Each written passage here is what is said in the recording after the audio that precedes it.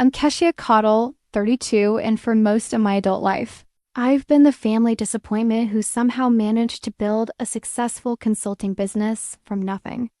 While my parents still asked if I needed grocery money and my sister rolled her eyes at family dinners, I was quietly managing million-dollar client accounts and saving every penny I could.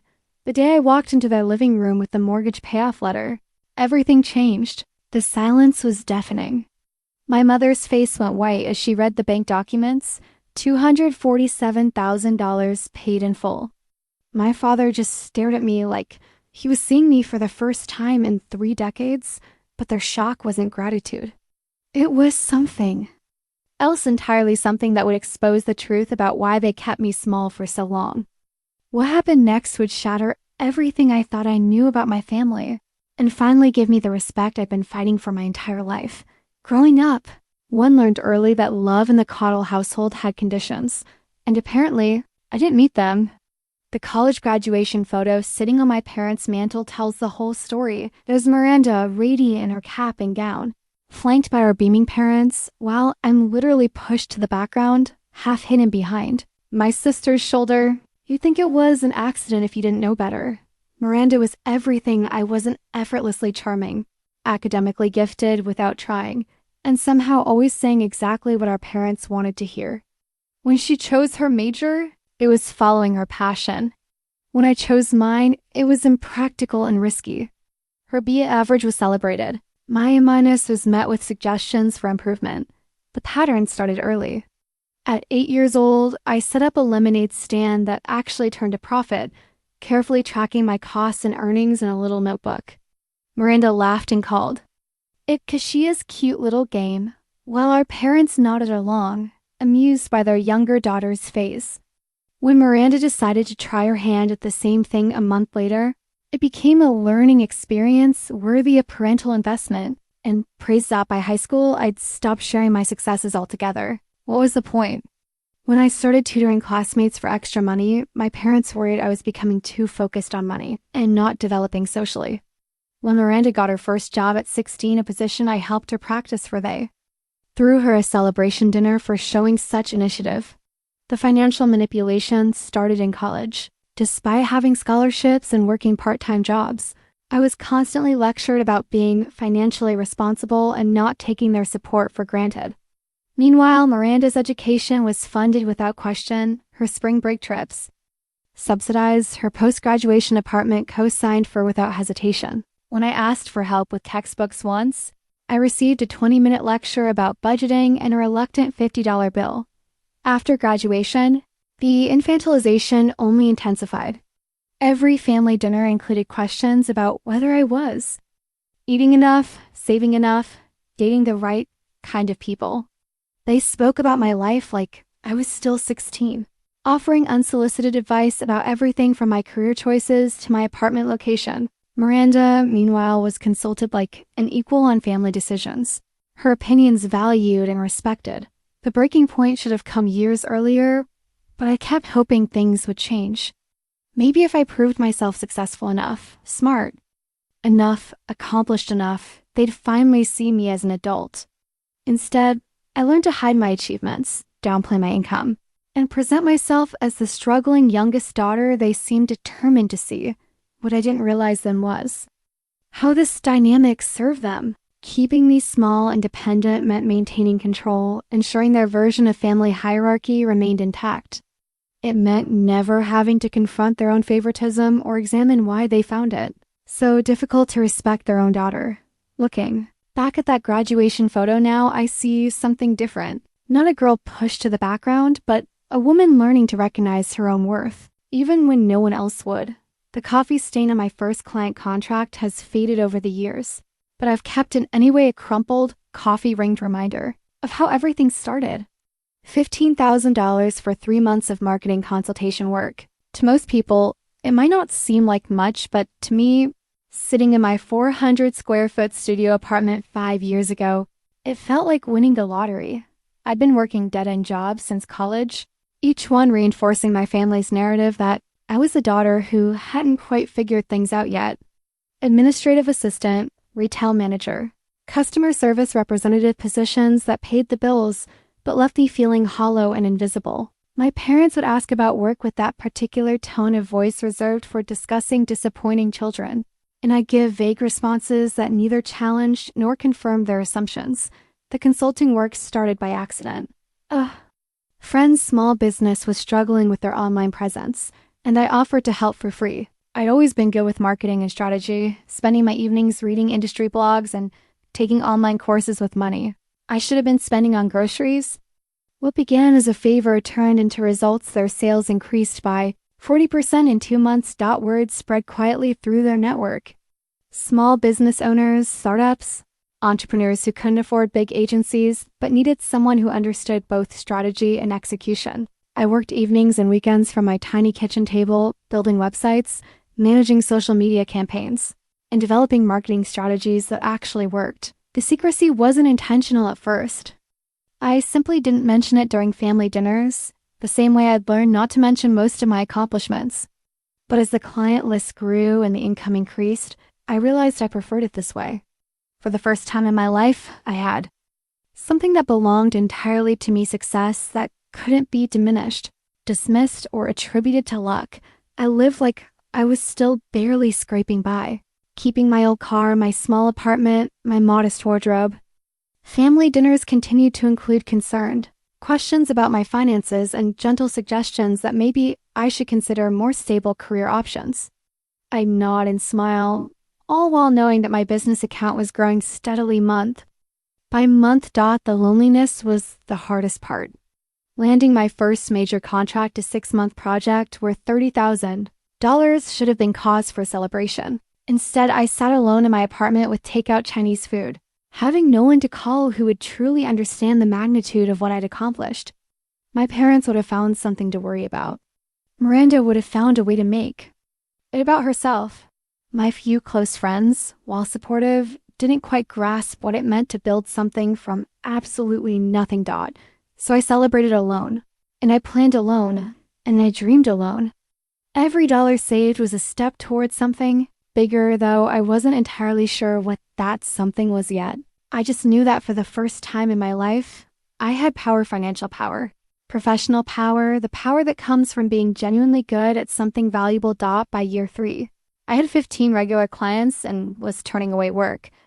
Year 4, I'd hired 2 part-time contractors and was considering office space.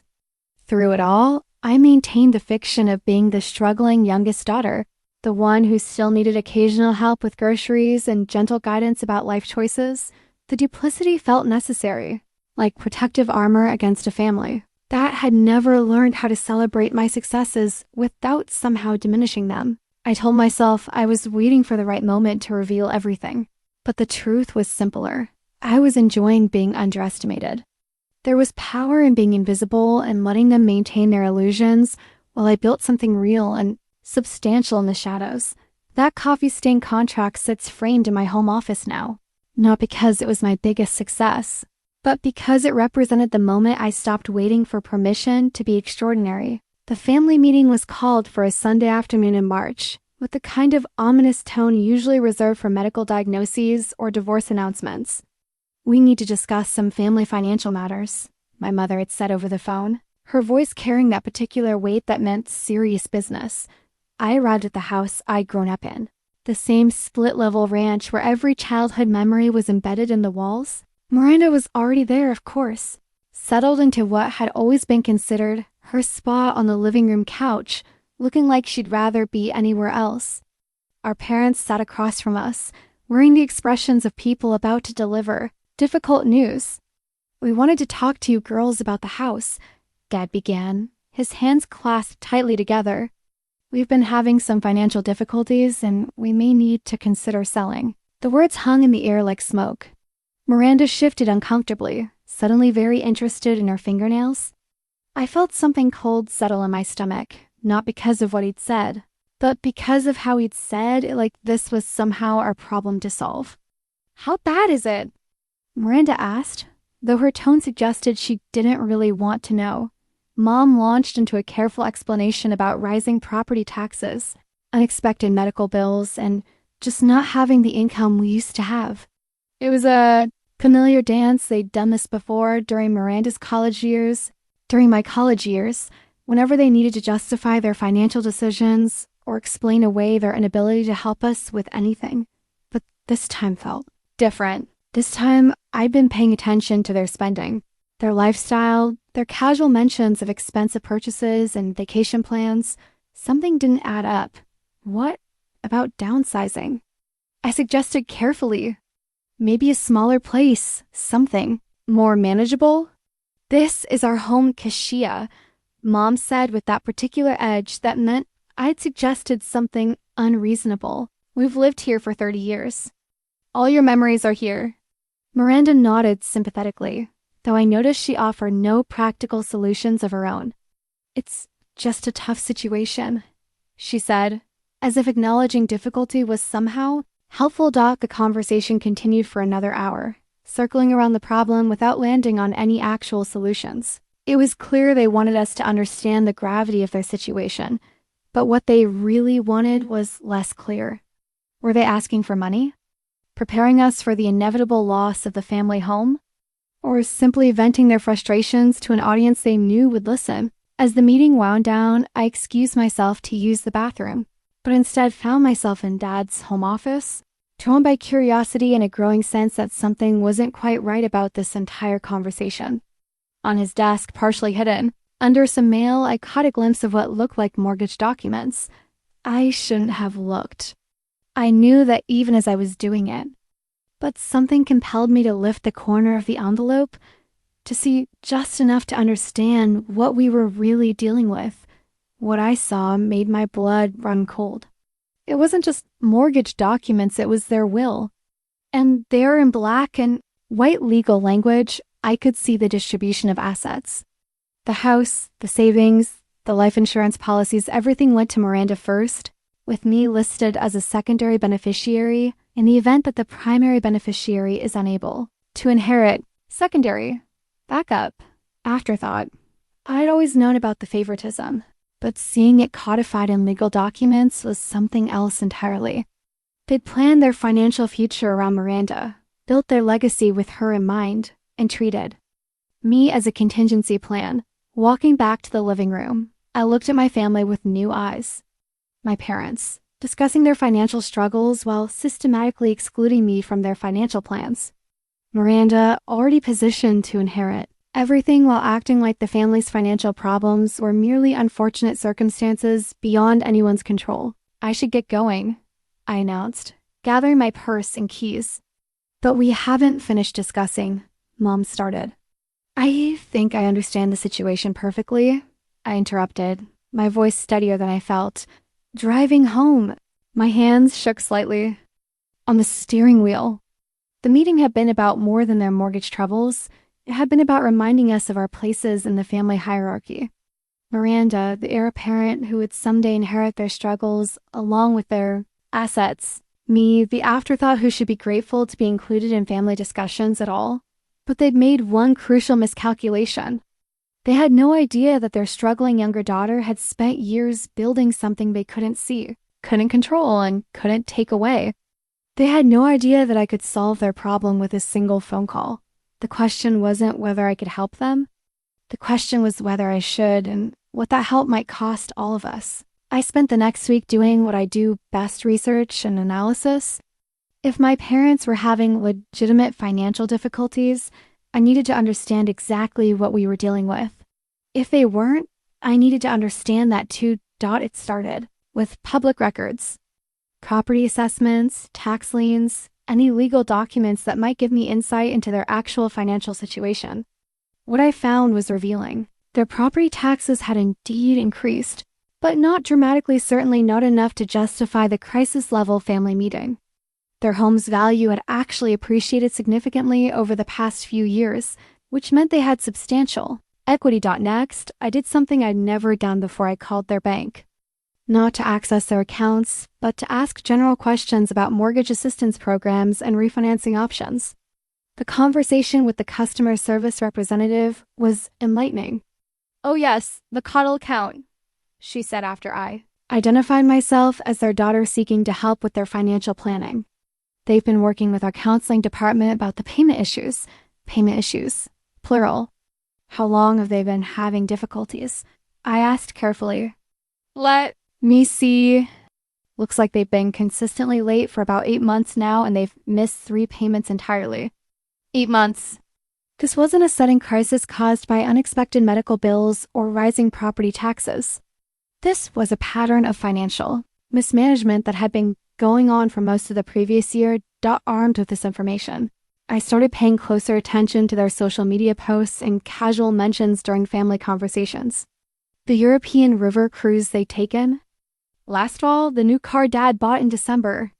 Mom's frequent mentions of expensive dinners out and weekend trips to the casino. The kitchen renovation they completed just 6 months ago. The picture that emerged was frustrating and all too familiar. My parents weren't struggling because of circumstances beyond their control. They were struggling because they'd never learned to live within their means. They spent money they didn't have on things they didn't need, then acted surprised when the bills came due. I found myself thinking about all the times they'd lectured me about financial responsibility, all the times they'd made me feel guilty for asking for help with basic necessities while they were apparently living beyond their means without a second thought. The hypocrisy was staggering, but what really made my blood boil was the realization of how this fit into their larger pattern of treating me like a child. They called that family meeting not to seek advice or discuss solutions, but to manage the narrative. They wanted to make sure we understood that their potential loss of the house was due to unfortunate circumstances, not poor decision-making. They wanted sympathy, not accountability. And Miranda, positioned to inherit everything, was apparently content to let them flounder rather than offer any real assistance. Why would she? Their problems would eventually become her problems, but in the meantime, she could maintain her role as the beloved daughter who couldn't possibly be expected to solve her parents' financial difficulties. The bank statement I eventually obtained with my parents' permission, requested under the guise of helping them organize their finances, confirmed everything I'd suspected. They owed $247,000 on a house worth nearly $400,000. They had minimal savings. Their monthly expenses consistently exceeded their income by about $800, a deficit they'd been covering with credit cards and mortgage deferrals. But what struck me most was how solvable their problem actually was. This wasn't insurmountable debt or a financial catastrophe. This was poor budgeting and impulse control. With some discipline and a willingness to change their spending habits, they could have worked their way out of this situation within a couple of years. Instead, they'd chosen the path they'd always chosen when faced with difficulties. They'd found someone else to worry about it for them. This time, that someone was supposed to be their daughters, at least in terms of emotional support and understanding. They weren't actually asking us to help solve the problem. They just wanted us to witness their struggle and validate their victimhood. Sitting at my kitchen table that Friday evening, surrounded by financial documents and research notes, I realized I had a choice to make. I could let them continue on this path, watching from the sidelines as they potentially lost their home and then blamed external circumstances for their situation. I could offer advice they probably wouldn't take. Or I could do something that would change everything. My business account currently held just over $280,000 money I'd earned through years of hard work, careful saving, and strategic reinvestment. I could pay off their mortgage tomorrow and still have enough left over for my own financial security, but the question wasn't whether I could afford to help them. The question was what that help might accomplish, and whether it would finally force them to see me as something more than their disappointing youngest daughter, who needed their guidance and protection. The answer, I was beginning to realize, might surprise all of us. The decision crystallized on a Tuesday morning while I was reviewing my quarterly business reports. The numbers were good, better than good. 312% growth over the previous year, a client retention rate that would make any consultant envious, and a bank balance that represented 5 years of careful planning and strategic sacrifice. $280,000 in my business account. $247,000 owed on my parents' mortgage. The math was simple. Even if the emotional calculation was infinitely more complex, I'd spent 32 years being treated like the family member who couldn't quite get her act together. the daughter who needed guidance and gentle correction, the sister who should be grateful for inclusion in family decisions. I'd watched Miranda be consulted on major purchases while my opinions were dismissed as naive. I'd listened to lectures about financial responsibility from people who'd just blown their retirement, savings on a kitchen renovation they couldn't afford. But what if I changed the entire dynamic in one decisive move? What if, instead of waiting for them to recognize my success gradually and on their terms, I demonstrated it in a way that couldn't be ignored or explained away? The more I thought about it, the more the idea took hold. This wasn't about the money. I could afford to pay off their mortgage without significantly impacting my financial security. This was about power, respect, and finally claiming my place as an adult member of this family. I imagined the scene, walking into their living room with the mortgage payoff documents, watching their faces as they realized their struggling youngest daughter had just solved their biggest problem. No more lectures about financial responsibility. No more concerned questions about whether I was saving enough or making smart decisions. No more being treated like a child who couldn't possibly understand the complexities of adult life. For the first time, they would have to see me as I actually was: successful, capable, and financially secure enough to bail them out of a crisis they couldn't solve themselves. They would have to acknowledge that their assumptions about me had been wrong, possibly for years. But even as I planned the dramatic reveal, a part of me wondered if I was setting myself up for disappointment. Would this grand gesture actually change how they saw me, or would they find a way to diminish it, to make it about something other than my success and competence? I thought about Miranda's likely reaction. Would she be grateful that I'd solved a problem she wasn't willing or able to address?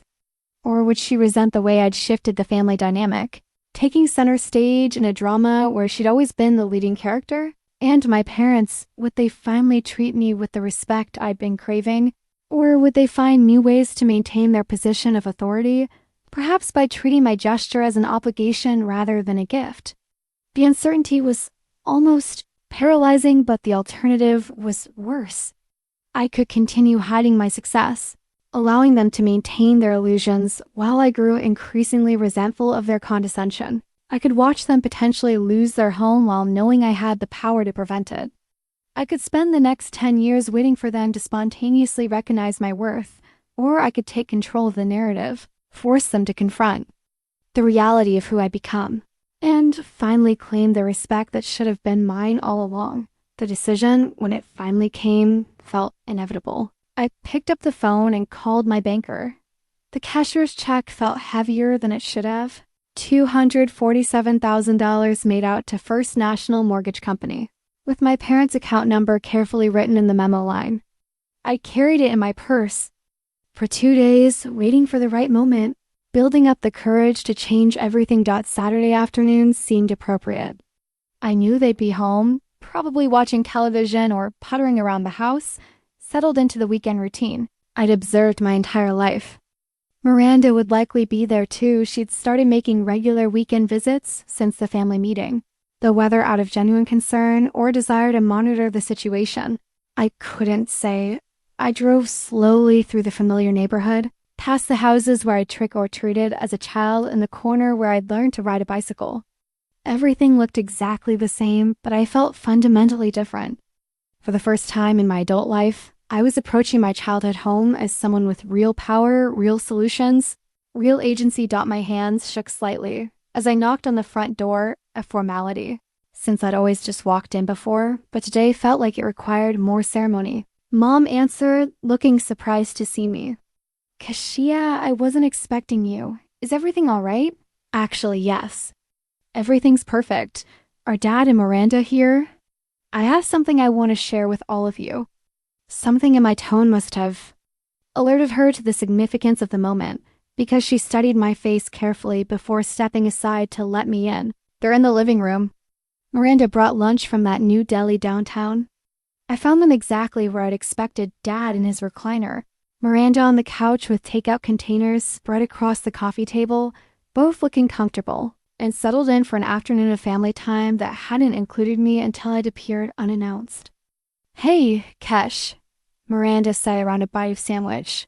"Want some?" "They had that turkey you like." "No, thanks."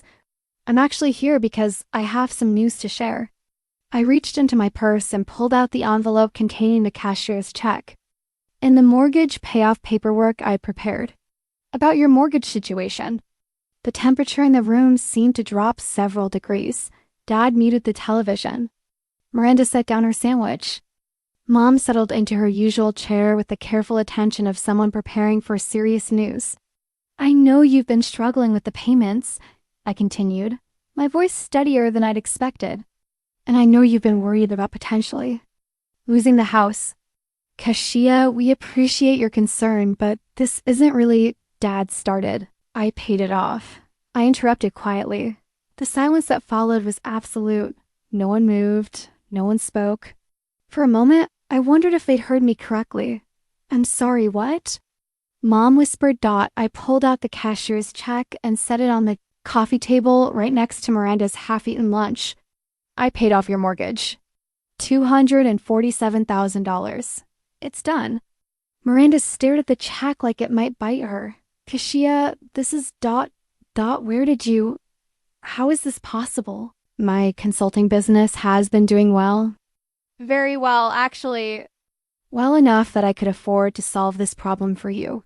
Dad reached for the paperwork with trembling hands, scanning the documents with the concentration of someone trying to decode a foreign language. These are legitimate? This is real? As real as it gets. I contacted your mortgage company on Thursday. The payoff will be processed Monday morning. By Tuesday, you'll own this house free and clear. I expected gratitude. I'd expected tears, hugs, maybe some acknowledgement of how dramatically this changed their lives.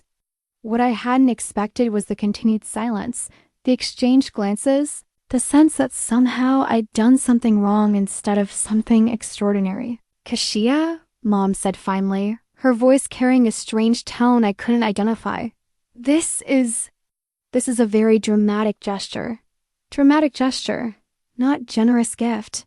Not life-changing help. Dramatic gesture as if I'd done something theatrical rather than practical. I don't understand, I said slowly. I thought you'd be happy. I thought this would solve everything. It's just ... Miranda struggled for words. It's a lot of money, Cash, like a lot of money. Where exactly has this consulting business been happening? And why haven't we heard about it? The questions felt like accusations.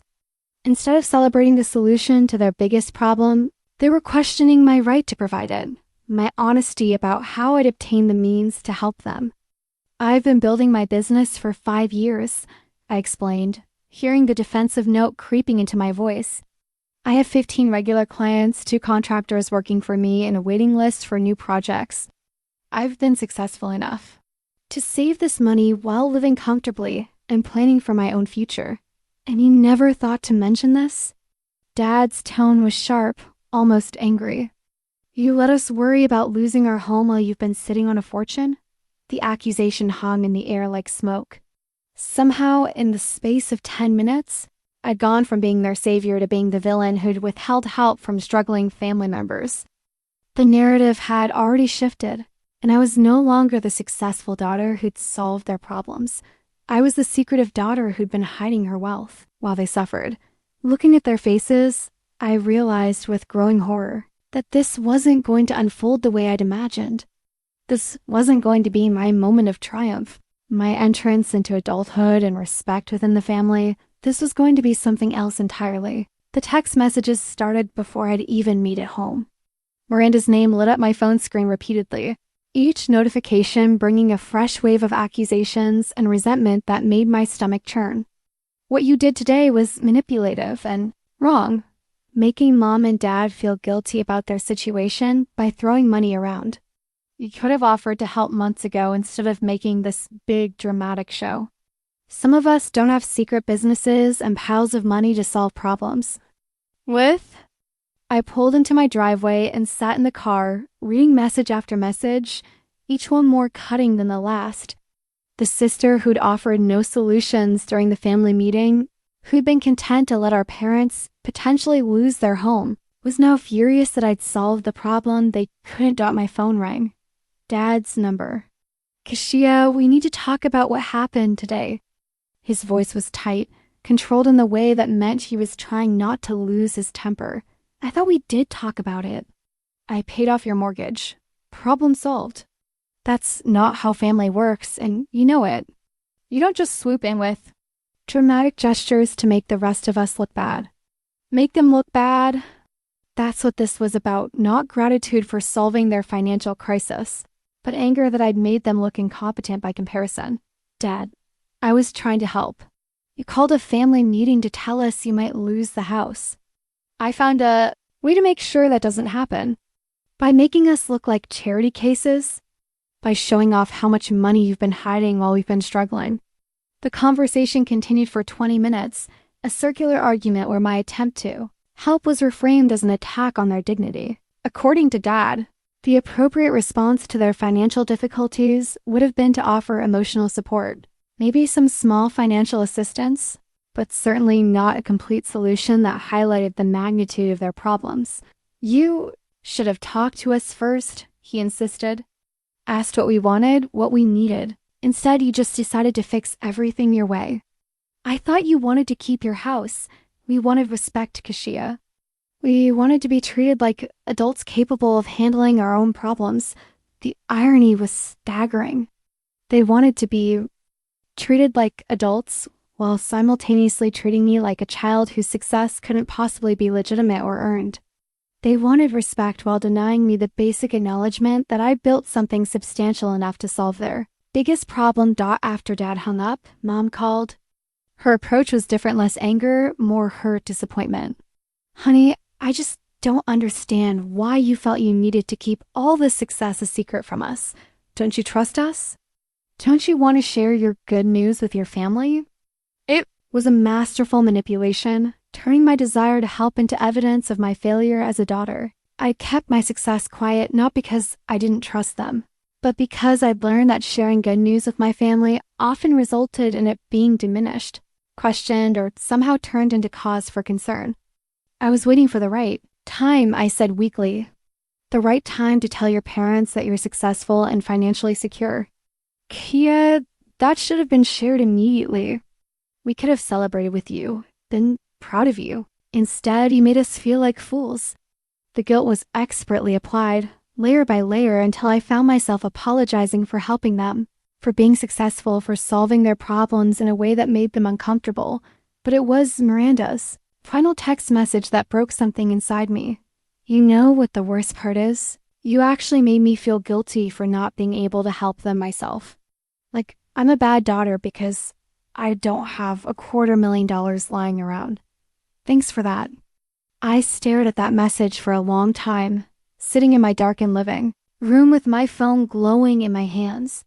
My sister had been positioned to inherit everything, who'd been consulted on family decisions her entire life, who never faced a single question about her competence or responsibility, was angry at me for making her feel inadequate. She was angry that my success had highlighted her unwillingness to help.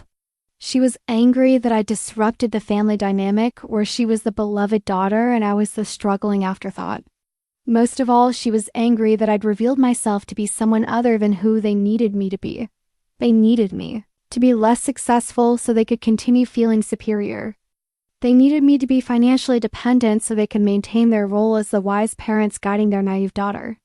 They needed me to be grateful for their advice and concerned about their approval. What they didn't need was a daughter who could write a check for $250,000 and solve their problems without breaking a sweat.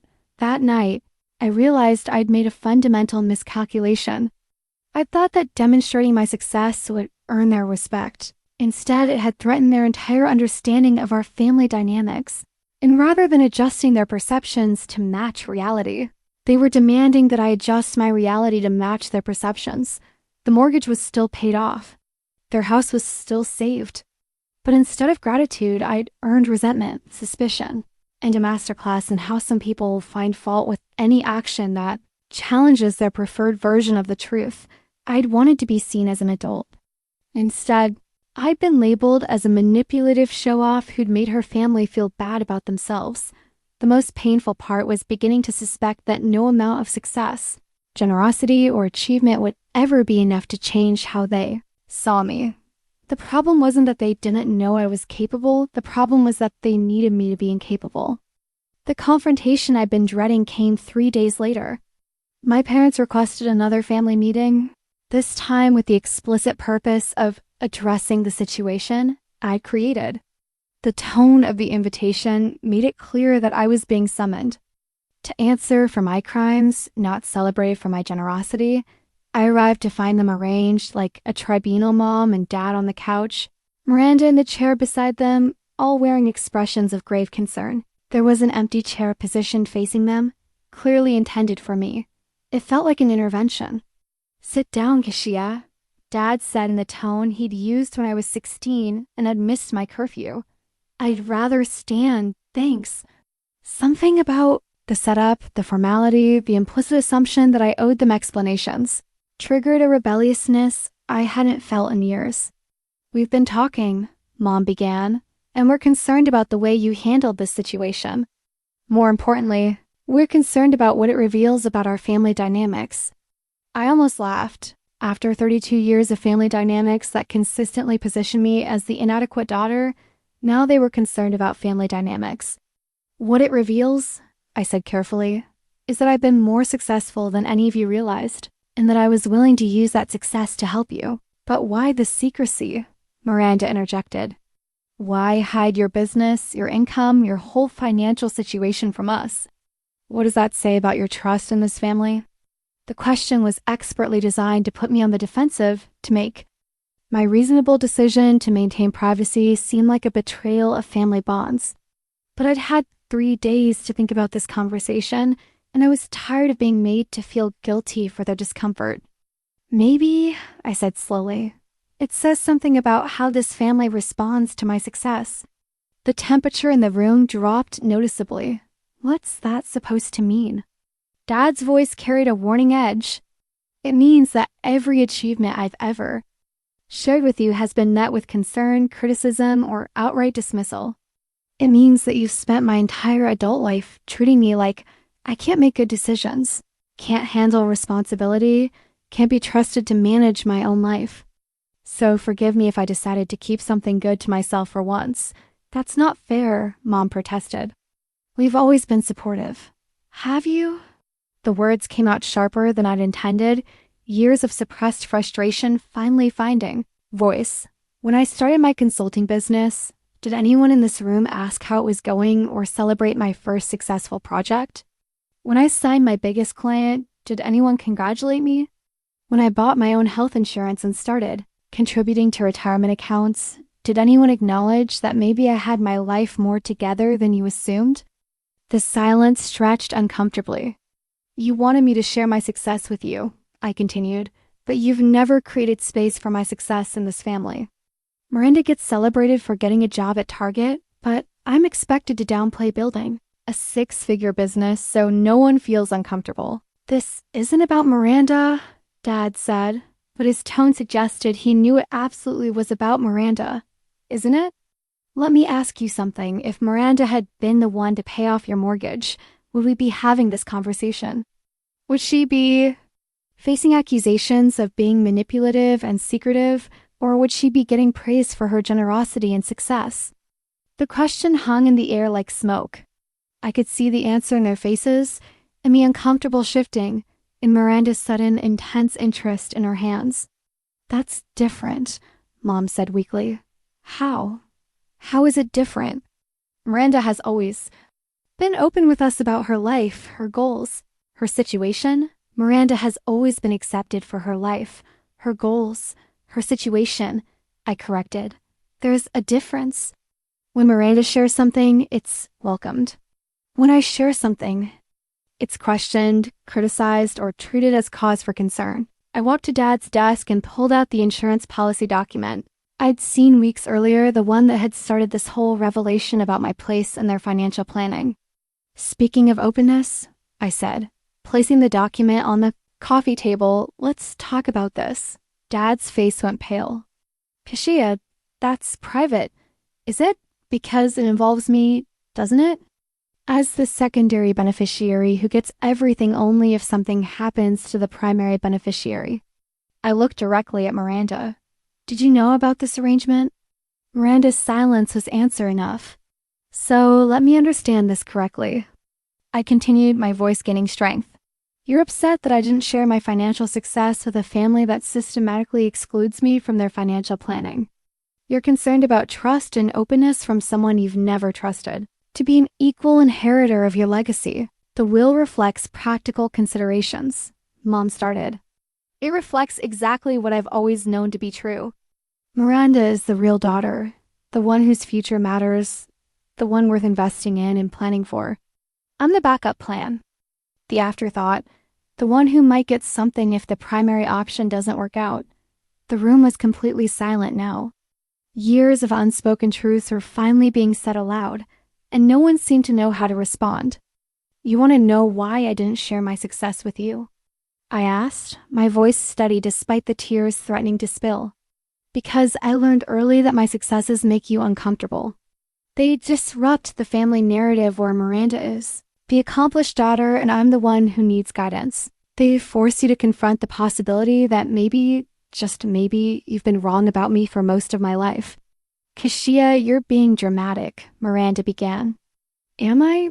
Then explain to me why paying off your mortgage is being treated like an attack on the family rather than a generous gift. Explain to me why my financial success is being framed as a character flaw rather than an achievement worth celebrating. Dad cleared his throat, clearly uncomfortable with the direction of the conversation. We're grateful for what you did. No, you're not. You're threatened by it. You're angry that I solved a problem you couldn't solve, using resources you didn't know I had, without asking for your permission or approval. You're upset that I acted like an independent adult instead of the dependent daughter you've always needed me to be. The truth of it settled over the room like a heavy blanket. For the first time in my adult life, I'd said exactly what I was thinking, without softening the edges or protecting their feelings at the expense of my own dignity. You know what the real tragedy is? I said, gathering my purse and keys. I actually thought this would bring us closer together. I thought that maybe, finally, you'd see me as someone worth respecting, someone whose opinions and capabilities matter. Instead, you've made it clear that you prefer me struggling and small, because that's the only version of me that fits comfortably into your family structure. I headed toward the door, then turned back one more time. The mortgage is paid off. Your house is safe. You're welcome. And when you're ready to treat me like an adult member of this family instead of a problem to be managed, you know where to find me. Walking to my car, I felt something I'd never experienced after a family. Confrontation, not guilt, not regret, not the familiar ache of disappointing them again. I felt free. The letter arrived 2 days after the confrontation, handwritten on my Aunt Carol's distinctive cream-colored stationery. She was my mother's sister, someone I'd always liked, but rarely spoke to outside of family gatherings. Her careful cursive filled 3 pages with observations that validated everything I'd been feeling for years. Dear Keshia, it began, I heard about what you did for your parents, and I wanted you to know that some of us have been watching, and some of us have seen what's been happening in your family for a very long time. Carol went on to describe scenes at forgotten family gatherings where my achievements were glossed over while Miranda's were celebrated, conversations where my parents expressed worry about my direction in life while boasting about Miranda's prospects, moments when I've been excluded from adult conversations that Miranda was invited to join. I've wanted to say something for years, she wrote, but it wasn't my place. Watching what happened last weekend, though, I realized that sometimes being a good family member means speaking up when you see injustice, even when it's uncomfortable. The letter was like receiving validation from an unexpected source. Someone else had seen the favoritism, the dismissiveness, the way I'd been consistently positioned as the lesser daughter. Someone else recognized that paying off my parents' mortgage was an extraordinary act of generosity that should have been met with gratitude. Not criticism, but Carol's letter also warned me about what was coming. Miranda has been calling family members, she wrote, sharing her version of what happened. She's very upset that you humiliated the family and is looking for people to agree with her perspective. I thought you should know. The family campaign was already underway. Over the next week, I received calls from cousins, aunts, and family friends, each conversation carefully probing my motivations and mental state. The message was consistent: concern for my well-being, questions about my judgment, and gentle suggestions that maybe I owed my parents an apology for the way I'd handled the situation. "We're just worried about you, sweetie," my cousin Jennifer said during one particularly frustrating call. "This doesn't seem like you. You've always been so thoughtful about family feelings." Thoughtful about family feelings. Code for willing to sacrifice my own needs to avoid making anyone else uncomfortable. But there were other calls too. My Uncle David, Dad's brother, was surprisingly direct. "Good for you," he said. "I've been watching your parents spend money they don't have for years, and frankly, it's about time someone held them accountable. The fact that you were generous enough to bail them out after the way they've treated you says more about your character than theirs." My college roommate, Sarah, when I finally broke down and told her the whole story, was furious on my behalf. "Are you kidding me? You gave them $250,000 and they're mad at you? Keshia, that's insane. Any normal family would be throwing you a parade." The divided responses helped me understand that this wasn't really about money or family dynamics. It was about fundamental differences in how people viewed relationships, boundaries, and respect. Some people understood that generosity should be met with gratitude, that success should be celebrated rather than questioned, that adult children deserve to be treated as equals rather than permanent dependents. Others believed that family harmony was more important than individual dignity, that challenging established roles was inherently disruptive, that I should be grateful for any inclusion in family decisions rather than demanding equal treatment. Miranda's text messages became increasingly hostile as the week progressed. "Everyone thinks you've lost your mind. Mom is crying every day because of how you spoke to her. You've ruined family relationships that took decades to build. Some things are more important than money, but apparently you don't understand that." Each message was designed to make me feel guilty, to convince me that I was the problem, that I was the one who damaged our family rather than the one who'd finally refused to accept damage being done to me. But the message that hurt most came from my parents themselves, or rather the absence of any message at all. No phone calls, no attempts to understand my perspective, no acknowledgement that maybe their response to my generosity had been hurtful or unfair. Just silence, as if I committed an unforgivable sin by speaking honestly about our family dynamics. The isolation was intentional and effective. By casting me as the disruptive family member who'd overreacted to a simple conversation, they were positioning themselves as the injured parties deserving of sympathy and support. My act of generosity had been reframed as an attack, my honesty labeled as cruelty, my demand for respect characterized as selfishness, but something had shifted inside me during that confrontation in their living room. For the first time in my adult life, I'd spoken my truth without apologizing for it, without softening the edges to protect other people's comfort. I'd said exactly what I meant, and while the consequences were painful, I didn't regret the honesty. I'd spent 32 years trying to earn a place in my family that I should have had by birthright. I'd hidden my successes, minimized my achievements, and accepted condescension in exchange for inclusion. I'd been grateful for scraps of respect that should have been freely given. The mortgage was paid off. Their house was saved. And I was finally beginning to understand that the problem wasn't my inability to earn their respect. The problem was their unwillingness to give it. The therapy journal sitting on my coffee table had become my most honest companion. Dr. Martinez had suggested I start writing down my thoughts and observations about family patterns, and what emerged on those pages was both painful and illuminating. Session 3 September 15th, I'd written, talked about the mortgage situation again. Dr. M asked why I felt I needed to prove my worth through grand gestures. I said it wasn't about proving worth, it was about solving problems. She asked if there was a difference. Am I starting to think there might not be? The entries tracked my slow awakening to dynamics I'd lived with for so long they'd become invisible. Growing up in dysfunction was like growing up in a house with a crooked foundation. You learn to walk tilted without realizing the ground wasn't supposed to slope. Session 5, September 29th. Discuss the text messages from Miranda. Dr. M. pointed out that normal siblings don't try to recruit family members against each other when there's a disagreement. She asked if I'd ever seen Miranda take responsibility for her role in family conflicts. I couldn't think of a single example. Page after page revealed patterns I never consciously recognized. The way disagreements were always framed as attacks on family unity rather than legitimate differences of opinion. The way my parents' approval was positioned as something to be earned through compliance rather than something given freely through love.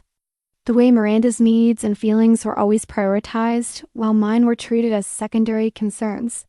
Session 8, October 20th, talked about the insurance policy and inheritance planning. Dr. M asked how I felt about being the backup beneficiary. I said it felt normal, like that was just my place in the family. She was quiet for a long time, then asked if I thought that was healthy. I'm starting to think it's not. The most difficult revelation was recognizing my own role in perpetuating these dynamics. For years, I'd enabled their behavior by accepting it, by modifying my own needs to accommodate their discomfort, by apologizing for successes that should have been celebrated, and minimizing achievements that should have been acknowledged. Session 10, November 3rd. Dr. M used the term emotional parentification today. She said, I've been managing my family's emotions and protecting their comfort at the expense of my own well-being. It felt like being handed a key to a door I didn't know was locked. I'd become the family's emotional caretaker, the one responsible for maintaining harmony by suppressing any needs or perspectives that might create conflict. When Miranda was stressed, I was expected to be understanding. When my parents were overwhelmed, I was expected to be supportive. When family gatherings became tense, I was expected to smooth things over, usually by minimizing my own concerns or apologizing for any role one might have played in the discord. But no one had ever protected my emotions or prioritized my comfort. No one had ever asked if I was okay with being excluded from inheritance planning or treated as a secondary consideration in family decisions. No one had ever suggested that maybe Miranda should modify her behavior to accommodate my feelings. Session 12, November 17th. Breakthrough today. Dr. M asked what would happen if I stopped trying to earn their approval and started requiring their respect. I said they'd probably be angry. She asked if that was my responsibility to manage. I said no, but I don't think I believed it until I said it out loud. The journal entries became more confident as the weeks progressed, tracking my growing understanding that healthy families don't require their members to diminish themselves for others' comfort. Healthy families celebrate successes rather than questioning them. Healthy families express gratitude for generosity rather than resentment. Session 15, December 8th. Dr. Ain asked what I would tell a friend who was in my situation.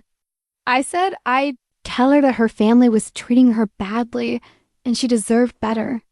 Then she asked why I thought I deserved less than I would want for a friend. I couldn't answer that. The most powerful entry came after our session about boundaries.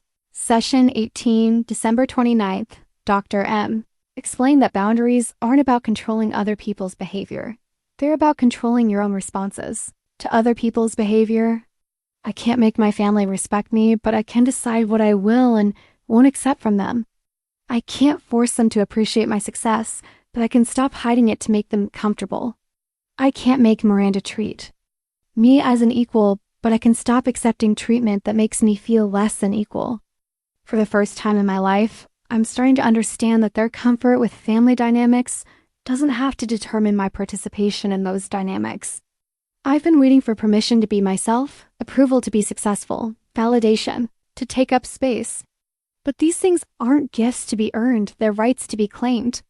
The journal had become a record of my emergence from a fog I hadn't realized I was living in. Each session revealed another layer of dysfunction I normalized, another pattern of behavior I accepted as inevitable rather than recognizing as changeable. Reading through the entries now, I could see the progression from self-doubt to clarity, from acceptance to resistance, from hoping they would change to understanding that the only person I could change was myself. The woman who'd walked into Dr. Martinez's office 3 months ago had been desperate to understand why her generous gesture had been met with criticism. The woman writing in this journal was beginning to understand that the problem had never been the gesture, it had been the expectation that generosity would finally earn her the respect that should have been hers all along. I was 32 years old, and I was finally learning that I didn't need their permission to value myself. The letter took me 3 drafts to write. It needed to be clear, firm, and professional, not angry or emotional. Despite the years of hurt behind every word, Dr. Martinez had helped me understand that boundaries work best when they're stated as facts rather than negotiations, when they focus on what I would do rather than what I expected others to do. Dear Mom, Dad, and Miranda, the final version began. I'm writing to clarify some things about our family relationships moving forward. I'd sent copies to each of them, along with a few key family members who'd been drawn into the drama. It wasn't about punishment or retaliation. It was about establishing clear expectations for how I would and wouldn't engage with family dynamics that had become toxic. First, regarding financial matters, I will no longer discuss my income, business, decisions, or financial planning with family members. My financial life is private, and questions about it will not be answered. Any future financial assistance I choose to provide will be offered freely, without explanation or justification required. The boundary felt revolutionary to write. For my entire adult life, my parents had felt entitled to information about my finances, my career choices, my living situation. They'd asked probing questions about my rent, my savings, my spending habits, always under the guise of parental concern, but with an underlying assumption that they had the right to evaluate and critique my choices. Second, regarding family gatherings, I will attend family events when I choose to, and I will leave if conversations become disrespectful or manipulative. I will not participate in discussions where I'm being criticized for setting boundaries or standing up for myself. Family time should be enjoyable for everyone involved. This boundary addressed the pattern of family gatherings where I became the designated target for advice, criticism, and helpful suggestions about how I could better manage my life. Holiday dinners had become exercises in endurance, where I smiled and nodded while being lectured about everything from my career path to my dating life to my living arrangements. Third, regarding communication, I will not respond to text messages, phone calls, or communications that are designed to make me feel guilty, manipulate my emotions, or convince me that setting boundaries is somehow harmful to family relationships. Healthy communication involves respect for all parties involved. The text message campaign from Miranda had been the final straw. The constant stream of accusations, guilt trips, and attempts to recruit other family members against me had shown me exactly how unhealthy our communication patterns had become. I was done being anyone's emotional punching bag. Finally, regarding mutual respect, I expect to be treated as an adult family member whose opinions, choices, and autonomy are respected. I will no longer accept being spoken to like a child, having my decisions questioned without cause, or being made to feel like I need to justify my existence or success to anyone. This was the hardest boundary to write because it addressed the core issue that had driven everything else. The infantilization, the condescension, the assumption that their approval was something I needed to earn rather than something I deserved by virtue of being their daughter and sister. I love our family, and I want to have healthy relationships with all of you. These boundaries aren't about punishment. They're about creating space for relationships based on mutual respect, rather than the dynamics we've fallen into over the years. The response was swift and explosive. My phone started ringing within hours of sending the letters, and the voicemails ranged from confused to angry to deeply hurt. Keshia, this is your mother. I don't understand what's happened to you. This letter is cold and hurtful, and frankly, it doesn't sound like the daughter I raised. Please call me so we can discuss this like adults. The irony of asking me to call so we could discuss things like adults, while simultaneously dismissing my adult decision to set boundaries, wasn't lost on me. Dad's message was more direct. This boundary nonsense is something you picked up from that therapist, isn't it? Family doesn't operate with rules and conditions, Keshia. We love each other unconditionally, and that means accepting each other's flaws and working through problems together. Unconditional love that came with very specific conditions about how I was expected to behave, what I was allowed to say, and how much of myself I was permitted to be. Miranda's response came via text. Naturally, Congratulations. You've officially destroyed our family with your selfishness. I hope you're happy with yourself. But there were other responses too. Aunt Carol called to express support. Good for you, honey. It's about time someone stood up to the dynamics. In that family, Uncle David sent a brief but meaningful text. Boundaries are healthy. Stick to your guns. The most interesting response came from my parents themselves, not through direct communication, but through their behavior. Within a week of receiving my letter, they called my Uncle David to complain about my unreasonable demands and to seek support for their position that I was being manipulated by my therapist. When that didn't work, they tried reaching out through other family members, asking cousins and aunts to talk sense into me and help me understand how hurtful my letter had been. The assumption seemed to be that if enough people told me I was wrong, I would abandon my boundaries and return to accepting their treatment, but something had fundamentally shifted. For the first time in my adult life, I wasn't afraid of their disapproval. I wasn't frantically trying to figure out how to repair relationships that had been damaged by my insistence on being treated with respect. I wasn't apologizing for asking for basic human dignity. The boundaries weren't about cutting off my family. They were about refusing to accept treatment that diminished my worth as a person. If they chose to respect those boundaries, we could rebuild our relationships on healthier foundations. If they didn't, I would know exactly where I stood and could make decisions accordingly. Either way, I was finally done pretending that accepting poor treatment was the same thing as being a good daughter and sister. The letter had been mailed 3 weeks ago, and I hadn't heard directly from any of them since. The silence was telling. They seemed to be waiting for me to break, to apologize for setting boundaries, to return to the familiar patterns where their comfort mattered more than my dignity. I wasn't going to break. For the first time in my life, I was comfortable with the possibility that standing up for myself might mean standing alone. The first sign that I underestimated their willingness to escalate came in the form of a group text message I wasn't included in, but which my cousin Jennifer kindly screenshot and sent to me. The message was from Miranda, sent to what appeared to be our entire extended family. Hey, everyone. Just wanted to let you know that we're planning a smaller, more intimate family gathering for Thanksgiving this year. Mom and Dad are going through a really difficult time right now with some family drama, and we think it's best to keep things simple and peaceful. Hope everyone understands. Family drama! As if my request to be treated with basic respect was equivalent to stirring up unnecessary conflict. The exclusion was surgical in its precision. No direct confrontation, no explicit statement that I wasn't welcome, just a casual announcement that implied I was the source of drama they needed protection from.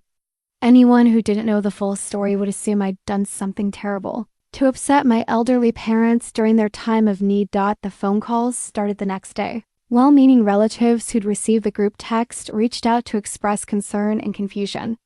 Keshia, honey, what's going on with your family? Asked my cousin Beth. Miranda's message made it sound like there's some kind of serious problem. I found myself in the impossible position of either explaining the entire situation, which would sound petty and complicated, or allowing Miranda's narrative to stand unchallenged. Most people didn't want to hear about nuanced family dynamics. They wanted simple explanations for why families fell apart. There's been some disagreement about boundaries and respect, I said carefully. I've been working with a therapist to establish healthier communication patterns. Oh, Beth's tone shifted, taking on the particular quality people use when they think someone might be having a breakdown. Are you ... okay? This seems like such a dramatic response to normal family disagreements. Normal family disagreements. That phrase followed me through a dozen similar conversations over the next week. The narrative being spread through our extended family was that I'd overreacted to typical family dynamics, that I'd been influenced by a therapist to create problems where none existed, that I was breaking up the family over minor issues. The isolation campaign intensified as November progressed. Family members who'd always included me in group chats and casual get-togethers went quiet. Invitations to birthday parties and casual gatherings stopped coming. When I ran into my cousin Mark at the grocery store, he was polite but distant, as if I were going through something contagious. Miranda's social media became a carefully curated display of family togetherness that pointedly excluded me. Photos of family dinners I hadn't been invited to. Images of holiday decorating sessions I hadn't known about. Posts about gratitude for the family members who really matter. That felt like deliberate provocations. The most painful exclusion came 2 weeks before Thanksgiving, when I learned through Aunt Carol that my parents had decided to host their traditional pre-holiday gathering, the one where we'd always make Christmas cookies and planned holiday activities, but hadn't mentioned it to me. "I assumed you knew," Carol said awkwardly when I asked about it. "Miranda said you probably wouldn't be interested since you're focusing on other priorities right now." Focusing on other priorities. Another careful phrase that made my absence sound like my choice rather than their exclusion, but the retaliation went beyond social exclusion. I started hearing rumors about my business and my character that could only have originated from family members who knew personal details about my life. Someone had told a mutual family friend that I was going through some kind of crisis and that my recent success might not be as legitimate as it appeared. Someone else had suggested that I was unstable and making poor decisions under the influence of therapy. The attacks on my mental health were particularly insidious. By framing my boundary setting as evidence of psychological problems, they were able to generate sympathy for themselves while positioning me as someone whose perspective couldn't be trusted. If I was going through something, then my complaints about family dynamics could be dismissed as symptoms rather than legitimate grievances. The worst part was how effective their strategy was. People who know me for years started treating me differently, speaking to me with the careful tone reserved for someone who might be fragile or unpredictable. My success was suddenly viewed with suspicion, my decisions questioned with concern, my newfound confidence interpreted as possible. Mania. The group text screenshots that friends occasionally sent me revealed the extent of Miranda's campaign. Messages about my concerning behavior, speculation about my mental state, updates about how my parents were heartbroken by my rejection of family values. Each message was carefully crafted to sound worried rather than vindictive, concerned, rather than malicious. "I'm just so worried about Keshia," read one message from Miranda to a group of cousins. "She's become so angry and hostile toward the family. Mom is crying every day. I don't know what happened to my sweet little sister. Sweet little sister." The infantilization continued even in messages designed to turn people against me. But the campaign revealed something important about the family dynamics I'd been questioning. The swift, coordinated response to my boundaries showed exactly how invested they were in maintaining the status quo. They weren't confused by my letter or hurt by my requests. They were threatened by them that my boundaries had challenged their ability to treat me as they always treated me. And rather than examining their own behavior, they'd chosen to launch a campaign designed to force me back into compliance. The message was clear. Reject your place in the family hierarchy, and we'll make sure you have no place in the family at all. The isolation was painful, but it was also clarifying. Anyone who could be turned against me by vague accusations of drama and instability had never been a genuine ally to begin with. Anyone who would exclude me from family gatherings based on secondhand reports of my concerning behavior had never been interested in understanding my actual experience. More importantly, the extremity of their response validated everything I'd written in my boundary letter. Healthy families don't launch coordinated campaigns against members who ask for respect. Healthy families don't recruit extended relatives to pressure someone into accepting poor treatment. Healthy families don't respond to requests for better communication by cutting off communication entirely. As Thanksgiving approached, and I faced the reality of spending the holiday alone for the first time in my life, I realized that their retaliation had actually given me something valuable. Absolute clarity about who they really were and what our relationships had actually been built on. They'd been conditional relationships, contingent on my willingness to accept whatever treatment they deemed appropriate. The moment I'd challenged those conditions, the relationships had disappeared. It hurt. But it was also the truth I needed to see. The business expansion contracts sitting on my desk represented everything I've been building while my family had been busy trying to tear me down. Peterson and Associates, one of the region's largest consulting firms, wanted to bring me on as a strategic partner for their emerging markets division. The deal would triple my current revenue and establish me as a recognized leader in my field. 6 months ago, I might have hesitated to sign such a significant contract while dealing with family chaos. I might have worried about whether success would create more problems, whether achievement would trigger more resentment, whether I should maintain a smaller profile to avoid further conflict. Now, I signed without hesitation. "Congratulations, Keshia," David Peterson said as we shook hands after the contract signing. "We've been watching your work for years. Your reputation for strategic thinking and client results is exactly what we need for this expansion." My reputation, built through years of quiet excellence, strengthened by word-of-mouth referrals from satisfied clients, established through consistent delivery of results that exceeded expectations. My family's opinion of my success was irrelevant to the market's recognition of my value. The Peterson partnership meant hiring additional staff, moving to a larger office space, and taking on projects that would establish my firm as a significant player in the regional consulting market. It meant business trips to potential client sites, speaking engagements at industry conferences, and the kind of professional visibility I'd always avoided to keep peace with my family. I was done keeping peace at the expense of my potential. The new office space was everything I'd always wanted, but had been afraid to pursue a sleek suite in the downtown business district with my name on the door and space for a team of 8 consultants. Walking through the empty offices on move-in day, I felt something I'd never experienced before. Complete ownership of my success. This wasn't something I'd achieved despite my family's doubts or in secret to avoid their criticism. This was something I built openly, proudly, with full confidence in my abilities and worth. For the first time in my professional life, I wasn't hiding my light under a bushel to make anyone else feel comfortable.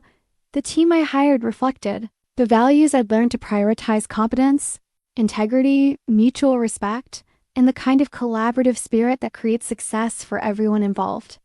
Sarah, my new operations manager, had left a toxic corporate environment where her contributions had been consistently undervalued. Marcus, my lead strategist, had been looking for a workplace where innovative thinking was encouraged rather than discouraged. "I've never worked somewhere where my ideas were actually implemented," Sarah told me during her first week. "Every other job, I felt like I was fighting to be heard. Here, it feels like collaboration. Building a team culture based on respect and recognition felt like creating the family dynamic I'd always wanted, but had never experienced. We celebrated successes, supported each other through challenges, and created an environment where everyone's contributions were valued and acknowledged. The contrast of my actual family was stark and illuminating. Thanksgiving came and went. Instead of the traditional family gathering I'd been excluded from, I spent the day volunteering at a local shelter and then had dinner with friends who'd become my chosen family. People who celebrated my successes without questioning my motives, who supported my growth without feeling threatened by it, who treated me like an adult capable of making good decisions. "You seem different," my friend Rachel observed over dessert. "More confident, more settled in yourself." She was right. The chaos of the past few months had stripped away illusions I'd been maintaining about my family relationships, but it had also revealed strengths I hadn't known I possessed. I'd survived their retaliation, built something beautiful despite their opposition, and discovered that my worth wasn't dependent on their approval. The holidays were different this year. Instead of the familiar stress of family gatherings worrying about what to say, how to avoid conflict, whether my achievements would be met with support or criticism, I spent them creating new traditions with people who genuinely enjoyed my company. Christmas morning. Instead of opening gifts while walking on eggshells around family tensions, I hosted a brunch for colleagues and friends who'd become my support system. We shared stories about our goals for the new year, celebrated each other's accomplishments, and created the kind of warm, genuine connection I'd always hoped to find in family gatherings. The contrast was both painful and liberating. Painful because it highlighted what had been missing from my family relationships for so long. Liberating because it proved that the kind of connection I'd been craving was possible, just not with the people I'd been trying to find it with. My phone stayed quiet throughout the holidays. No calls from my parents, no messages from Miranda, no attempts to bridge the gap that had opened between us. The silence was telling. They'd expected their retaliation to bring me back into compliance, and when it didn't, they seemed unsure how to proceed. But I was proceeding just fine without them. The new year brought new opportunities, new projects, and a growing recognition that I'd been limiting myself for years to accommodate people who had never appreciated the sacrifice. I accepted speaking engagements I would have previously declined, pursued business opportunities I would have avoided, and allowed myself to be visible in ways I'd always feared would create problems.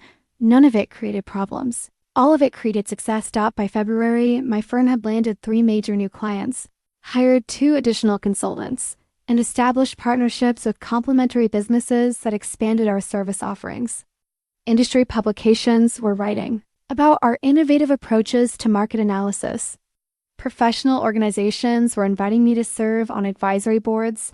I was becoming exactly who I'd always been capable of becoming, without the weight of family expectations holding me back. The foundation I was building wasn't just professional, it was personal. Relationships based on mutual respect rather than familial obligation. Success celebrated rather than questioned. Growth encouraged rather than feared. For the first time in my adult life, I was surrounded by people who wanted me to thrive rather than people who needed me to stay small. It wasn't the family I'd been born into, but it was the family I'd chosen. And that, I was learning, made all the difference. The call came at 2:47 a.m. on a Tuesday in March. Unknown number, but something made me answer anyway, perhaps the intuition that emergency calls always come when you least expect them. Keshia? This is Dr. Williams from Memorial Hospital. Your father has been admitted with a heart attack. Your mother asked me to call you. The drive to the hospital felt surreal, like moving through a dream where everything was familiar but slightly wrong. 6 months of silence, and now this, the kind of crisis that forces families back together, whether they want to be or not. I found them in the cardiac wing waiting room. Mom, Miranda, Aunt Carol, Uncle David, and several cousins I hadn't seen since the exile began. The atmosphere was tense in multiple ways. The obvious worry about Dad's condition, but also the uncomfortable awareness that I was the family member who'd been systematically excluded from everything for half a year.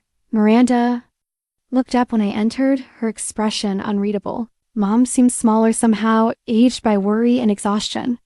No one seemed sure how to acknowledge my presence. How is he? I asked, addressing the room generally. Stable, Mom said quietly. They're running more tests, but the doctor thinks he'll be okay. I took a seat in the only empty chair, which happened to be directly across from Miranda. The silence stretched uncomfortably until Aunt Carol, bless her, started asking practical questions about Dad's treatment plan and insurance coverage. It was Uncle David who cut through the pretense. Good to see you, Keshia. We've missed you at family gatherings. The comment hung in the air like smoke. We'd missed you, as if my absence had been my choice rather than the result of their coordinated exclusion. I've missed them too, I said evenly, making eye contact with each family member in turn. Over the next 6 hours, as we waited for updates and test results, the family dynamics played out in real time. Miranda positioned herself as the primary liaison with medical staff, the responsible daughter handling the crisis. Mom alternated between worry about Dad and subtle attempts to manage the tension in the waiting room. Other family members tried to navigate the obvious conflict without acknowledging it directly. But crisis has a way of stripping away pretense. And by our 4, the exhaustion and stress had worn down everyone's filters. I don't understand why we're all acting like strangers, Aunt Carol said suddenly. We're family. This is exactly when families should come together. Some of us have been trying to come together, Miranda said, her voice tight with exhaustion and emotion. Others have decided that family isn't a priority anymore. The accusation was directed at me, obviously, but something in her tone of vulnerability I hadn't heard in months made me respond differently than I might have 6 months ago. Miranda, I never said family wasn't a priority. I said I needed to be treated with respect within this family. Respect? The word came out sharper than she probably intended. You abandoned us, Keshia. You wrote that awful letter with all those demands and then disappeared. Do you have any idea how much you hurt Mom and Dad? Do you have any idea how much they hurt me? The question stopped the conversation cold. For a moment, the only sound was the ambient noise of the hospital-muffled conversations, footsteps in the hallway, the electronic beeping of medical equipment. You paid off their mortgage, Miranda continued, but her voice had lost some of its edge. That was supposed to be a good thing. How did that turn into all this drama? Because their response to my generosity was to criticize me for being secretive and manipulative. Because instead of saying thank you, they made me feel guilty for helping them. Because when I tried to explain why that hurt, you all made me the villain. But you were being secretive. I was protecting myself. I interrupted, my voice rising despite my efforts to stay calm. I was protecting my success from a family that has never celebrated my achievements without finding something wrong with them. That's not true, Miranda. Uncle David's voice cut through our argument. It is true. I've been watching this family dynamic for 20 years, and Keshia's right. You've all treated her like the family screw-up when she's actually the most successful person in this room. The words landed like a physical blow. Miranda's face went white, Mom made a small gasping sound, and several cousins suddenly found their shoes very interesting. David, Mom started. No, Susan, someone needs to say this. Keshia saved your house. She built a successful business from nothing while you were all worrying about whether she could handle her own life. She asked to be treated like an adult, and instead of listening, you turned the whole family against her. The silence that followed was deafening. I was scared, Mom said suddenly, her voice barely audible. When she paid off the mortgage, I was scared. Scared of what? I asked. Scared that you didn't need us anymore. Scared that if you were that successful, that independent, you'd realize you didn't need this family at all. The admission hung in the air between us. After months of arguments about respect and boundaries, the truth was simpler and more painful than I'd expected. They kept me small because they were afraid of losing me. So you pushed me away instead? I asked. We were protecting ourselves. Miranda said quietly, if you left on your own terms because you'd outgrown us, that would hurt less than if we drove you away by needing too much from you. The twisted logic was heartbreaking. They'd sabotaged our relationships to avoid the pain of me potentially outgrowing them naturally. They'd chosen to lose me on their terms, rather than risk me choosing to distance myself on mine. But I never wanted to leave, I said, my voice breaking. I wanted to stay and be respected. I wanted to be part of this family as an equal, not as the member everyone worried about. We didn't know how to do that, Mom whispered. We didn't know how to be proud of you without feeling like failures ourselves. The hospital bracelet around Dad's wrist, when they finally let us see him, seemed to symbolize everything fragile about family bonds, how easily they could be severed, how much care they required to heal, how precious they were once he realized they weren't guaranteed forever. As I sat beside his bed, holding his hand while he slept, I realized that the reckoning I'd been expecting, the moment when someone would be proven right and someone else would be proven wrong, wasn't going to come. Instead, there was just this, a family that had loved each other imperfectly, hurt each other deeply, and now had to decide whether they wanted to learn how to do better. The legal document that changed everything wasn't dramatic or ceremonial, just 3 pages of carefully worded text that Dad signed from his hospital bed 2 weeks after his heart attack. The lawyer, a family friend named Michael Torres, had drawn up the paperwork at Dad's request, though he made sure I understood the implications before agreeing to proceed. Your father wants to add you as co-owner of the family property, Michael explained as we sat in Dad's room. This isn't just symbolic, it means you'll have equal rights to any decisions about the house, equal responsibility for taxes and maintenance, and equal inheritance rights regardless of what happens with the will. I looked at Dad propped up against his pillows with a stubborn expression that reminded me of my own determination. Are you sure about this? I should have done it years ago, he said simply. The house belongs to both my daughters, not just one. The signing was witnessed by Mom and Uncle David, both of whom seemed to understand the symbolic weight of what was happening. This wasn't just about property ownership, it was about Dad's public acknowledgement that he'd been wrong about my place in the family hierarchy. Miranda's reaction was complicated. She arrived at the hospital just as Michael was explaining the implications of the change, and I watched her face cycle through surprise, hurt, and what might have been relief. "Does this mean you don't trust me to take care of things?" she asked Dad quietly. "It means I trust both of you to take care of things together," he replied. "The way it should have been all along." But the real consequences of our family crisis extended far beyond legal documents. The extended family members who'd participated in my exclusion were slowly learning the full story, and many of them were struggling with their own roles in what had happened. Cousin Jennifer called me 3 days after Dad came home from the hospital. "Keshia, I owe you an apology. I had no idea what the real situation was. Miranda's messages made it sound like you were having some kind of breakdown, and I just accepted that without asking questions." "You couldn't have known," I said, though part of me wondered why none of them had thought to ask for my side of the story. But I could have reached out to you directly instead of just believing secondhand information. I've been thinking about this a lot since Uncle David talked to some of us about what really happened. Uncle David, it turned out, had been busy. He'd called several family members to explain the actual sequence of events, the mortgage payoff, my parents' reaction, the boundary letter, and the coordinated campaign to exclude me from family gatherings. His version of events painted a very different picture than the one Miranda had been sharing. "I feel sick about it," Jennifer continued. "You paid off their mortgage, and we all acted like you were the problem. How backwards is that?" The ripple effects continued through the following weeks. Aunt Carol hosted a family dinner the first, one I'd been invited to since setting boundaries, and the difference in how people treated me was immediately apparent. Instead of the subtle condescension and concern I'd grown accustomed to, I was treated like an adult family member whose opinions and experiences mattered.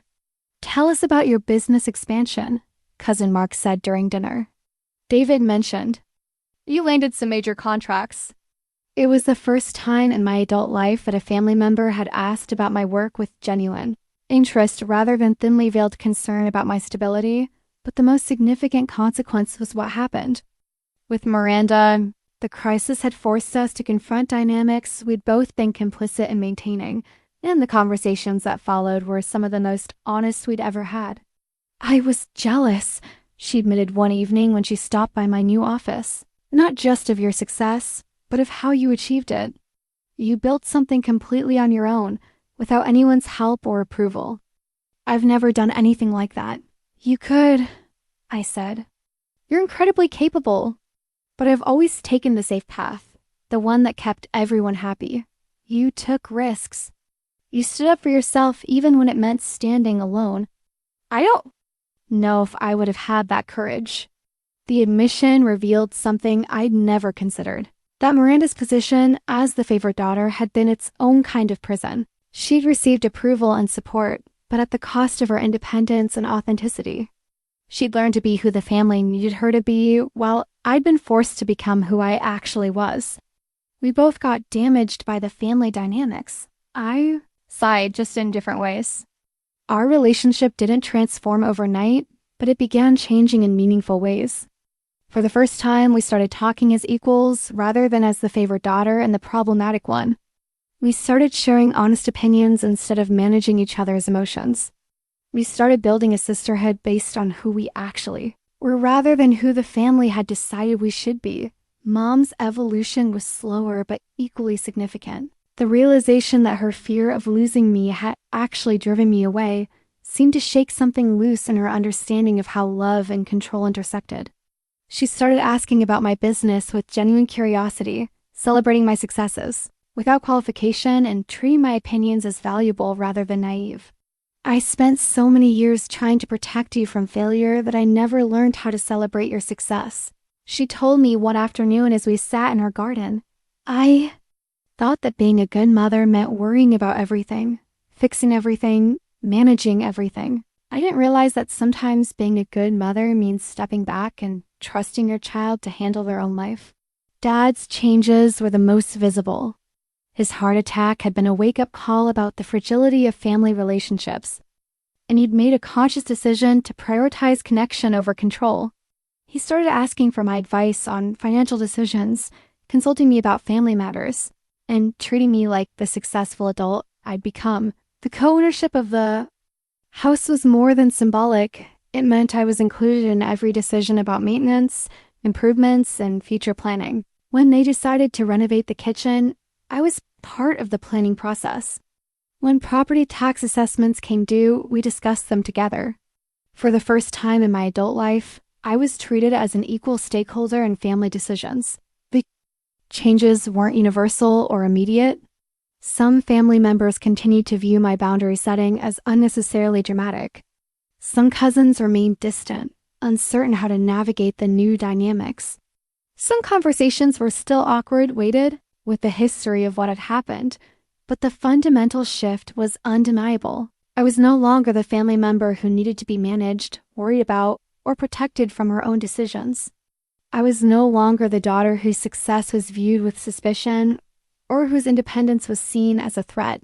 I had become, finally, just Keshia, successful, capable, respected, and loved for who I actually was rather than who they needed me to be. The family photo that hangs in my office now tells a completely different story than the graduation picture that used to define my place in our family. Taken at Dad's 65th birthday party 6 months after his heart attack, it shows all of us arranged. Naturally, around the dinner table, no one pushed to the background. No hierarchy of importance, just a family celebrating together in the photo. I'm sitting confidently at Dad's right side, Miranda across from me, Mom between us with her arms, around both of us. We all look genuinely happy, but more than that, we look like equals. The careful staging and forced positioning of old family photos has been replaced by authentic connection. The party itself had been my idea, planned in coordination with Miranda and executed with the kind of collaboration that would have been impossible during the old family dynamics. Instead of one person making all the decisions while others followed along, we'd work together, each contributing our strengths to create something beautiful. You know what I love about this? Mom had said as we cleaned up afterward. It feels like we're all adults now. Like we're all contributing instead of some people giving and others just receiving. The observation was more insightful than she probably realized. The old family dynamics had been built on artificial roles: parents as permanent authorities, Miranda as the responsible daughter, me as the one who needed guidance. The new dynamics were built on mutual respect and recognition of each other's actual capabilities. Daughter's Sunday family dinners had resumed, but they felt completely different now. Instead of the subtle tension and careful navigation of old patterns, these gatherings had become genuine celebrations of connection. We talked about our work, our goals, our challenges, and our successes with equal interest and investment. Keshia's firm just got featured in Business Journal, Dad announced during one recent dinner, his pride evident and uncomplicated. That's amazing, Miranda said, and I could tell she meant it. What was the article about? Our innovative approach to market entry strategies for emerging businesses. They called us the consulting firm that actually understands entrepreneurship from the inside out. The conversation that followed was everything. I always wanted, from family gatherings, genuine interest in my work, thoughtful questions about my industry, celebration of my achievements without qualification or concern that Miranda had been doing her own work on understanding our family patterns. She'd started therapy not long after Dad's hospitalization, initially to deal with the stress of the medical crisis, but increasingly to examine her own role in perpetuating unhealthy dynamics. I realized I was getting something out of being the good daughter, she told me during one of our new weekly coffee meetings. It made me feel special, important, valued, but it also made me lazy about developing my own independence and identity. She'd started her own small business, a boutique marketing firm specializing in social media strategy for local businesses. It was smaller than my operation, but it was entirely hers, built on her own vision and efforts rather than family approval and support. I never realized how much energy I was putting into maintaining everyone else's comfort instead of building my own life, she said. Watching me refuse to do that anymore made me realize I had a choice too. Our relationship had become one of mutual support rather than competition for family resources and attention.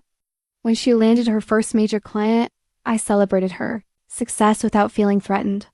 When I was featured in an industry publication, she shared the article on her social media with genuine pride. The shift wasn't just between Miranda and me, it was throughout the entire family system. Mom had started pursuing interests she put aside for years, joining a book club and taking art classes. Dad had begun consulting work of his own, using his decades of engineering experience to help local manufacturing companies improve their processes. We all got so focused on managing family relationships that we forgot to live our own lives. Mom reflected during one of our conversations. It's like we were all waiting for permission to be ourselves. The co-ownership of the house had practical implications beyond the symbolic ones. When the air conditioning system needed replacement, Miranda and I researched options together and made the decision jointly. When they wanted to update the landscaping, all four of us contributed ideas and shared the cost. When property taxes increased, we discussed the implications as partners rather than parents informing children. This is how it should have been all along, Dad said after one particularly productive family meeting about home improvements. 4 adults working together instead of 2 parents trying to manage 2 perpetual children. The extended family had adjusted to the new dynamics as well, though not without some awkwardness. Family gatherings that had once revolved around established hierarchies and careful management of sensitive topics had become more relaxed and genuine. "You seem so much more relaxed," Aunt Carol observed during a recent birthday party. "All of you do. Whatever you worked out during that difficult period, it was worth it." The difficult period. That's how the family crisis was now referred to, not as Keshia's breakdown or the time Keshia caused problems, but as a difficult period that we'd worked through together. Uncle David, who'd been instrumental in helping the family face uncomfortable truths, had become something of a family hero. His willingness to speak honestly about dynamics others had been afraid to address had opened space for all of us to be more authentic with each other. "Sometimes families need someone willing to tell the truth," he'd said, "even when it's uncomfortable, especially when it's uncomfortable." The changes weren't just about how we treated each other. They were about how we saw ourselves within the family structure. I no longer felt like the member who needed to prove her worth or earn her place. Miranda no longer felt pressure to be perfect to maintain her position. Mom and Dad no longer felt responsible for managing our adult lives and emotions. We'd become a family of individuals who chose to connect rather than people trapped in roles we'd outgrown years ago. Looking at that birthday photo now, I see something I'd never seen in any previous family picture: for people who genuinely like each other, not just because they're related, but because of who they actually are. 4 people who've learned that love doesn't require anyone to be smaller than they actually are. It had taken a crisis, months of painful separation, and a lot of difficult conversations to get here. But we built something together that was stronger and more authentic than what we'd started with. We built a family worth choosing, not just one we were born into. The thank you card sits framed on my kitchen windowsill now, catching the morning light every day as I make my coffee. It's simple cream cardstock with my parents. Careful handwriting, but it represents something I'd waited 32 years to receive. "Dear Keshia," it reads, "we know we're late in saying this, but thank you.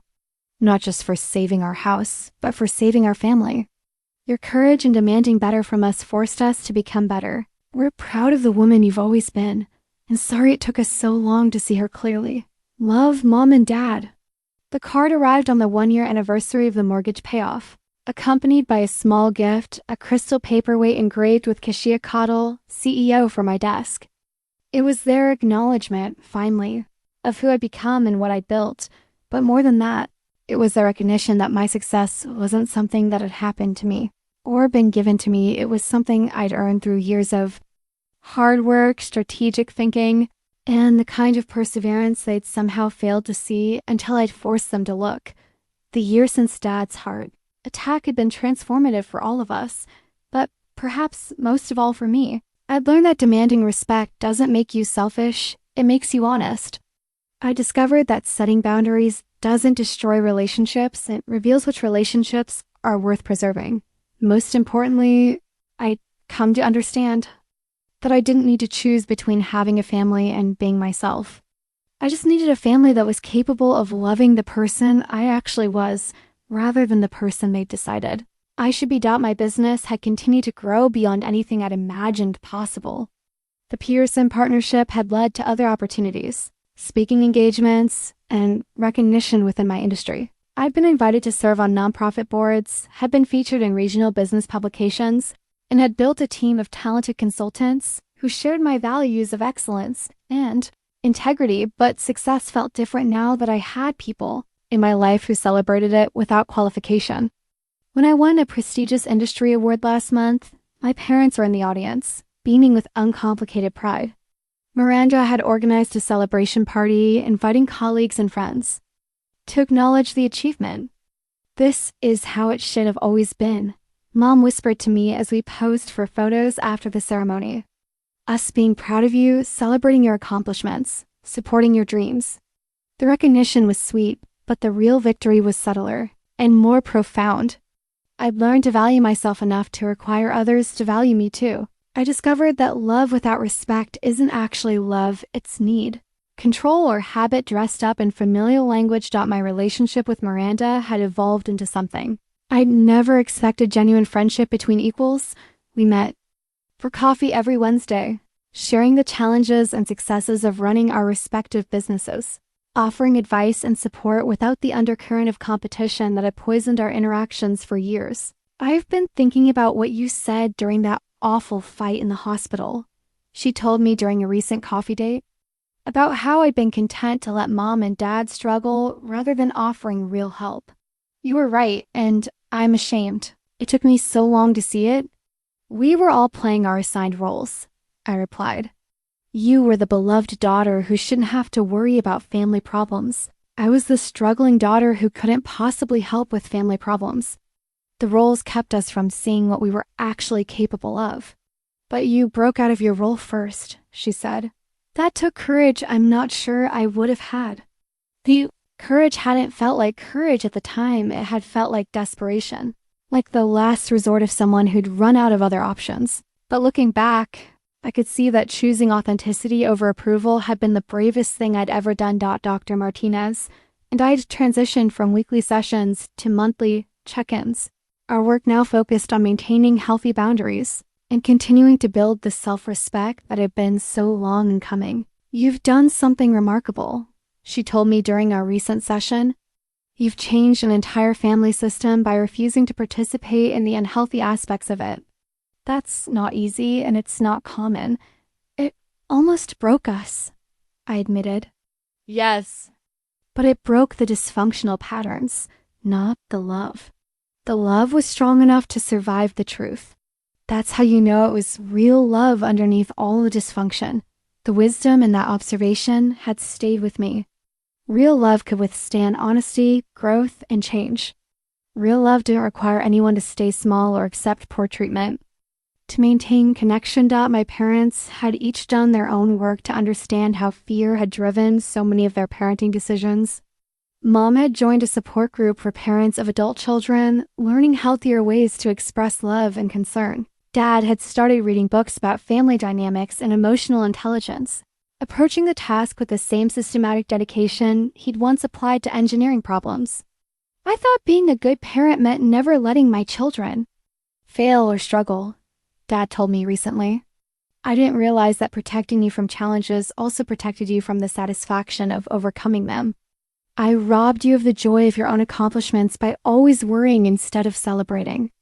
The insight was profound and painful. By treating my successes as problems to be analyzed rather than achievements to be celebrated, they taught me to doubt my own capabilities and question my own worth. But they also taught me resilience, determination, and the kind of self-reliance that had ultimately served me well.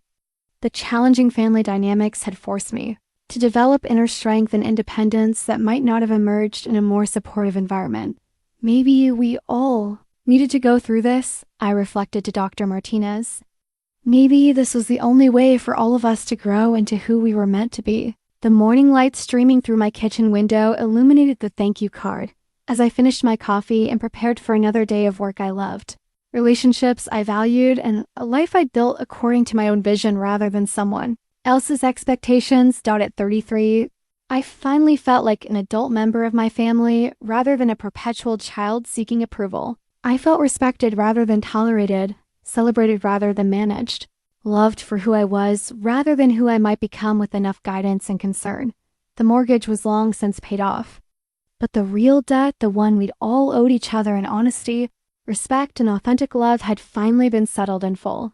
Looking back, I could see that paying off my parents' mortgage hadn't been the end of the story. It had been the beginning of the story. The beginning of my family learning to love each other as we actually were rather than as we thought we should be. And that story, I realized with deep satisfaction, was just getting started.